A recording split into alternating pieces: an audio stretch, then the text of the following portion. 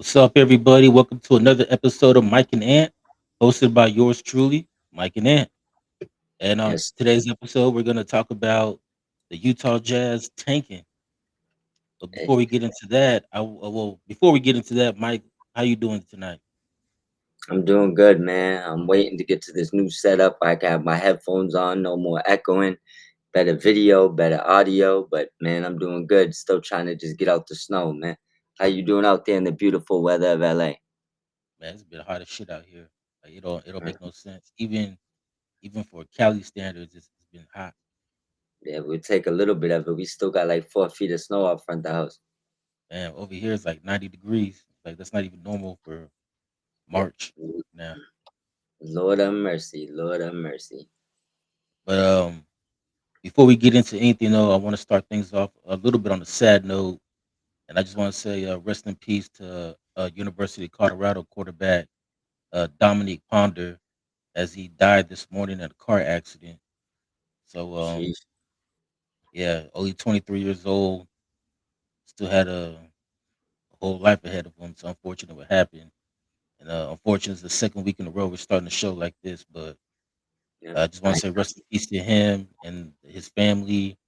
Prayers go out to him and his family, and prayers go out to his teammates and the entire University of Colorado. I missed it. This terrible news, sad news. I just got it from you in real time. I haven't really been online much today, but yeah, rest in peace to the young man.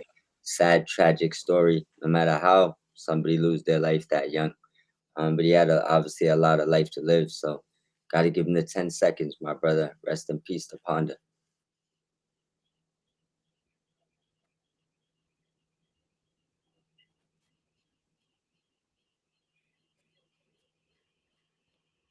All right, so we'll get into some NBA shenanigans as we'll talk about the NBA tanking has been this top story in the NBA really for the last I don't know whenever the Super Bowl was, when people actually started paying attention to basketball again, it's been a top story.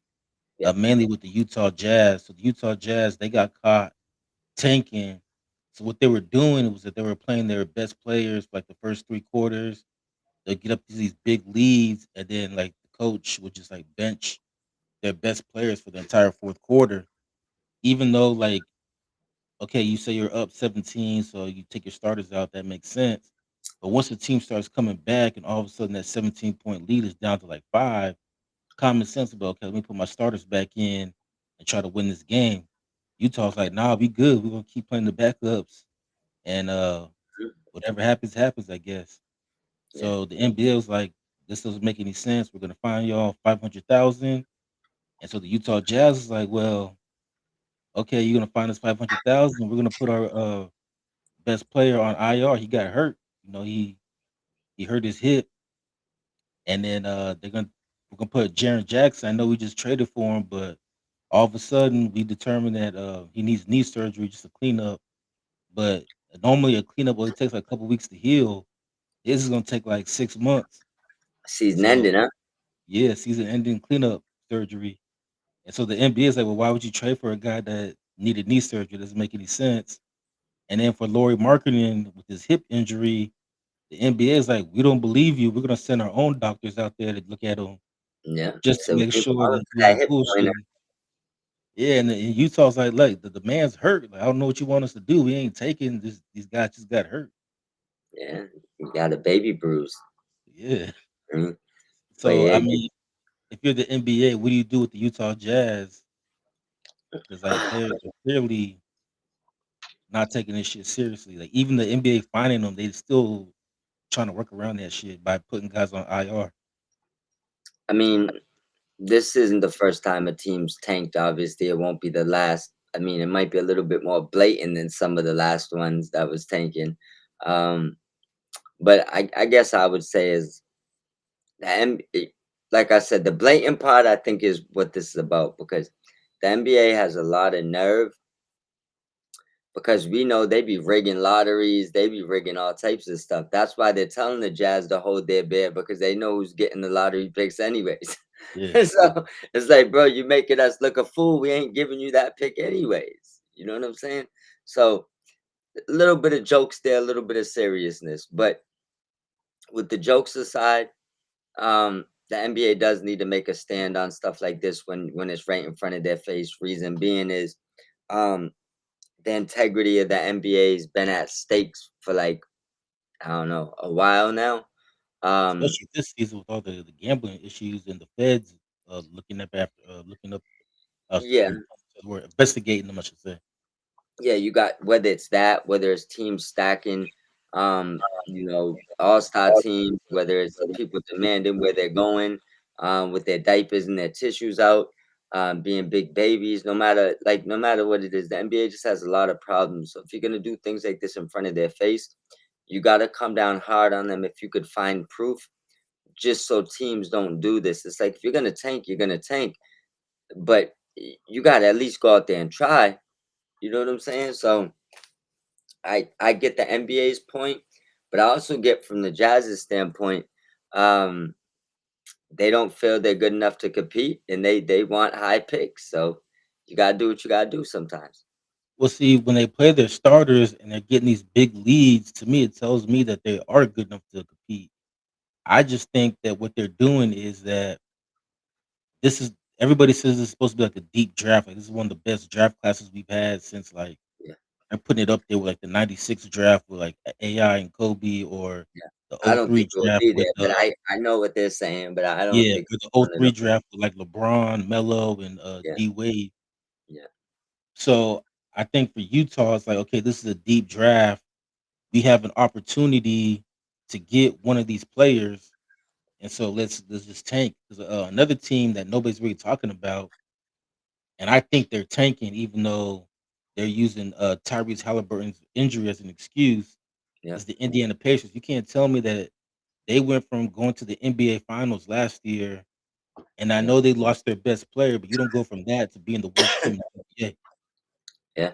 I agree. So I think for them, it's like, okay, we're gonna our best players hurt, so we can use that as an excuse.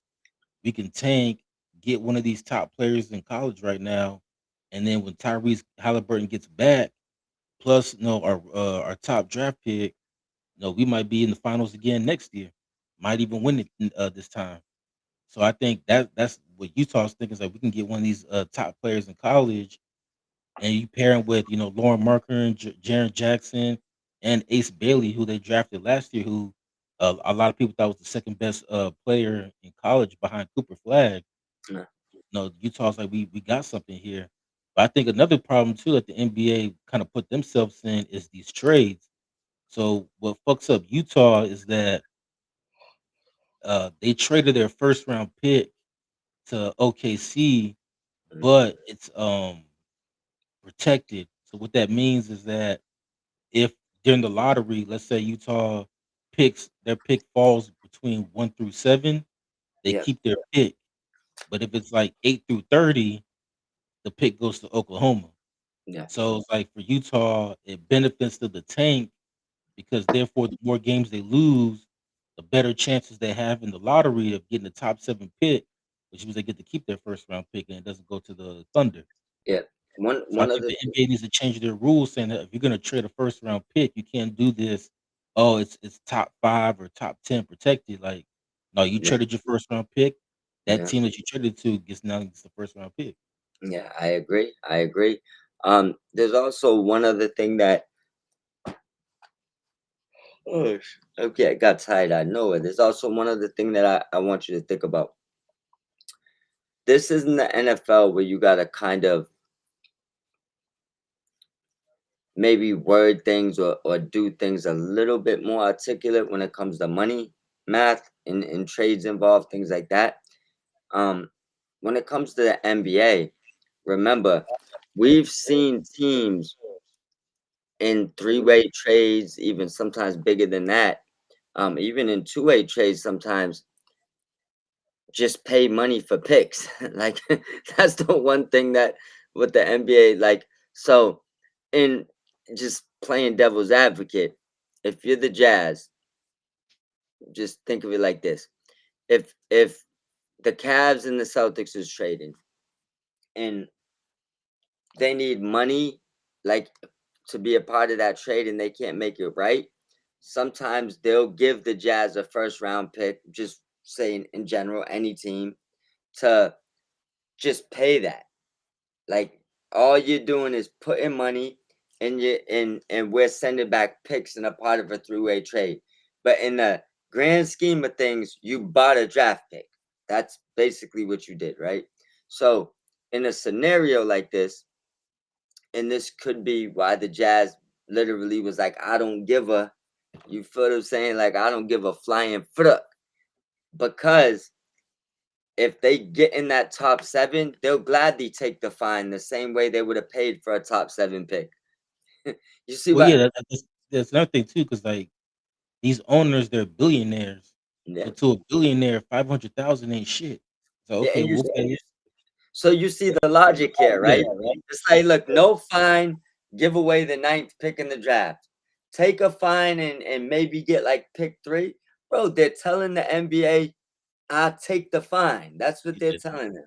You know, you see what I'm saying? And like I said, in the NBA scheme of things, you did it to yourself because you allow these teams to buy picks in trade packages. Like you already allow this. So you're basically offering them to pay you to keep their draft pick. What's the difference? right. And then not only are they willing to pay the fine, they're like, "Fuck you, we're gonna put our best players on IR because they just Yeah, they just got hurt. said They you just ain't woke take, up. They just woke up, just got hurt. We don't know what the fuck happened." bro. What they said was, look, I understand you got your business to do, and what I'm telling you this is where I'm standing my ground. Find me.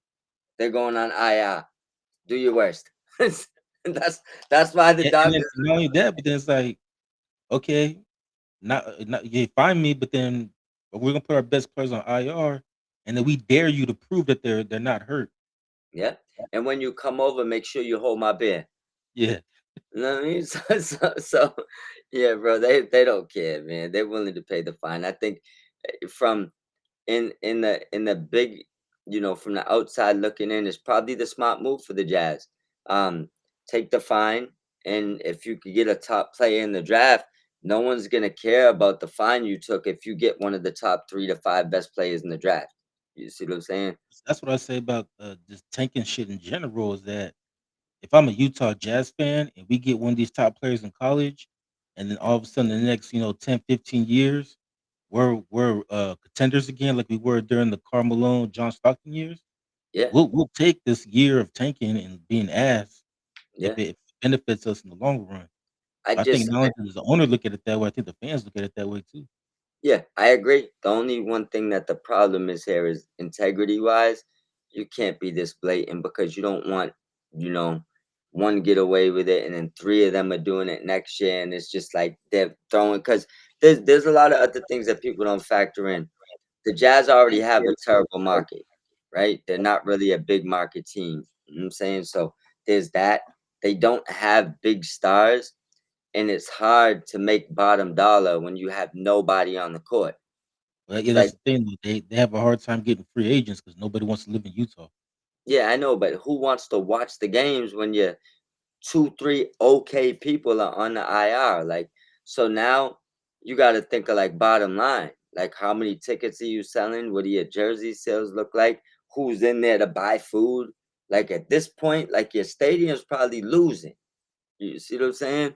Not saying there ain't other things that help them, obviously, as far as like concerts, things like that. But as far as the team, there's no way you're selling out arenas when you're putting out the absolute worst product possible. You know what I'm saying? So I believe you. Their fans are even waiting until next year. So right now, they're just losing money in the NBA. I think probably from a realistic standpoint of looking at it, like if you at least had Jaren Jackson and a couple of these guys out there, at least your fans would probably still come watch some of these games. Like no one's definitely watching you on TV, but at least your fans would be in the crowd. Yeah, but let's say they get one of these top players in college. If you're a fan, it'll be worth it. Like, Oh yeah, yeah, you might not go to a game this year, and yeah, and for the owners too. Like, yeah, we might lose out on money for 1 year, but it'll be worth it. They're trying to. Utah hasn't been relevant since the Karl Malone, John Stockton days. yeah. They're They trying to get back to that. they're doing what's best for them, and I can't disagree with it. I just think that they should have maybe not made it as obvious as they did. You see what I'm saying? And that's the problem. Not saying the NBA will prove it, and not saying that I care or even the Jazz care. Like I said, if they get, just imagine they got the, just say arguably speaking, just for sake of argument, they got the number one pick. They'll eat a $3 million fine right now and they would not care. You see what I'm trying to tell you? Yeah. So that's what they're shooting for. And it's like I can't knock them for that, especially when they got some good pieces, but you need a centerpiece is what they're looking for. Yeah, and I think for Utah, see, to me, their strategy will work better in the NFL because if you're the worst team, you get the number one pick. Yeah. In the NBA, they have that lottery shit, so the NBA can still rig the lottery and make sure Utah falls out They of the will. top 7. They will. They will. They will. Um, doesn't mean they'll fall out the top seven, but that's the one slippery slope that they could fall on if they really get into like a tick for tack with the NBA. The NBA could say, "Well, all right, you got pick 11." So at that point, I mean, all for naught. Um, but I mean, the Jazz. I think the Jazz they're trying to put their organizational structure together behind the team. They got some good pieces in play. They got some decent players. Um, but they definitely need a centerpiece and maybe like a good free agent. But you need to get a centerpiece to lure somebody over there because once again, like you said, nobody wants to live in fucking Utah. Well, no, and It is. that's been their history though. Like you said, sign a free agent. Free agents don't go over there. Like all their best players have always been homegrown, like players that they have drafted. And then recently, like luckily for them, Karl Malone spent he spent like his whole career except for 1 year. He spent his last year with the Lakers, Yep. and then John Stockton spent his whole career there. But for the most part, at least in the last like 15, 20 years, they draft and develop players, but then once those players contract runs out, They they don't go pay. somewhere else. We saw with Donovan Mitchell. Yeah, If that was you a want to big go that back, was a blow. 15, That was a yeah, big loss right there. yeah, and then we saw, was it 10, 15 years ago with the Darren Williams, Carlos Boozer. So, Yeah, like, they can't keep players because like, nobody wants to live there, nobody wants to be there, so the opportunity a player gets to leave, they bounce. They don't wanna stay there. So, they're yeah. hoping that, they can draft these players and then hopefully be able to keep them so they can I build something sustainable. can't argue with that. I mean, with that being said, you moving to Utah? Shit, depends on how much money you pay me. Listen, you couldn't pay me to go cover the Utah Jazz in Utah. It just wouldn't work with my lifestyle. Um, If you with, like white women, it's a place for you. with that being said, right? Just you think the Jazz are making a smart move here by tanking, or what would you do if you was the coach or owner? Well, I think the Jazz are making a smart move because I feel like they're doing what's best for them, like you said. And Yep, so if you really believe that this is the deepest draft we've had since '03 or '96, yep, and that all these kids coming out are gonna be stars, if you can at least get in the top 10 and get one of them, and like I said, they have Jaren Jackson Jr., who we know is a beast. They have Lauren Marketing, who's an all-star.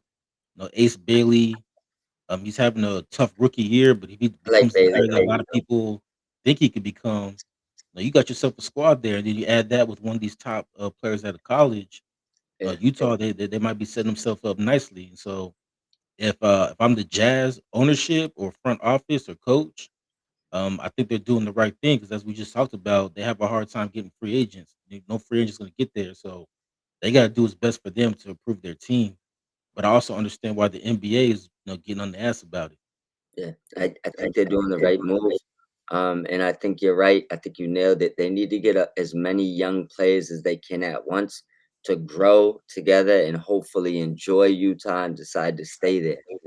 Like you see what I'm saying? So the Yeah. timeline's got to be together. Like if you get three rookies in there that end up being three all stars, and they're there for 4 or 5 years of their career, and they start enjoying it there, and they're all cool with each other, you're gonna you.